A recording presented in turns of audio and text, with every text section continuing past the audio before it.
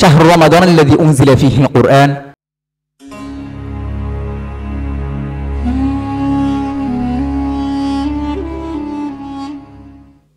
আসসালামু আলাইকুম ওয়া রাহমাতুল্লাহি ওয়া বারাকাতুহু।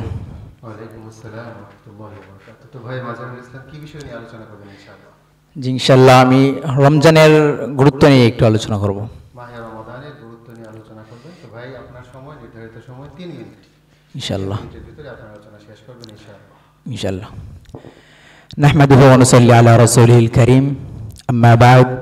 আউযু বিল্লাহি মিনাশ শাইতানির রাজীম। বিসমিল্লাহির রহমানির রহিম। শাহরু রমাদানাল্লাযী উনজিলা ফীহিল কুরআন। সাদাকাল্লাহু মাওলানাল আযীম।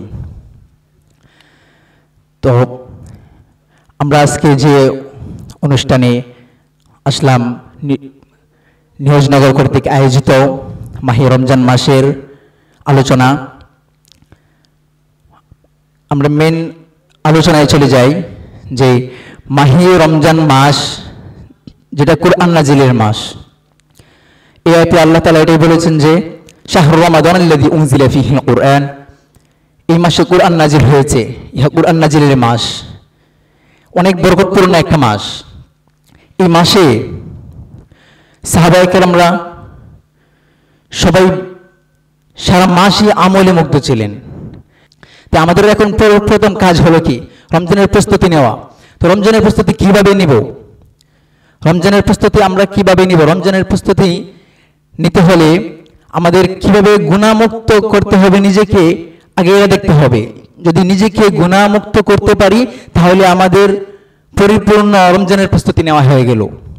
এই জন্য আমাদের সর্বপ্রথম আমল হলো বেশি বেশি তাওবা ইস্তেগফার করা, বেশি বেশি তাওবা ইস্তেগফার করা রমজানের মাসের প্রস্তুতি নেওয়ার জন্য।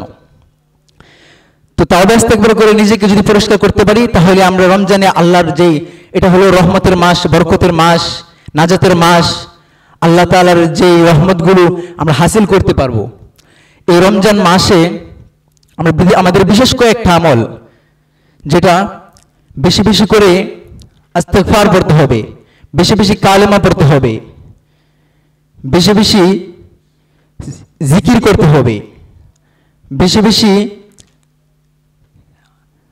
আল্লাহর জিকির বেশি বেশি করতে হবে এবং বেশি বেশি দুরূদ পড়তে হবে।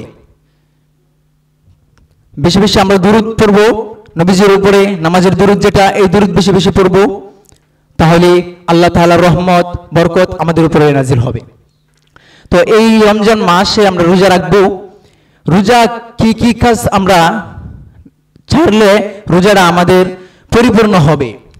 তো এই রমজান মাসে আমরা বিশেষ করে মিথ্যা কথা ছেড়ে দেব।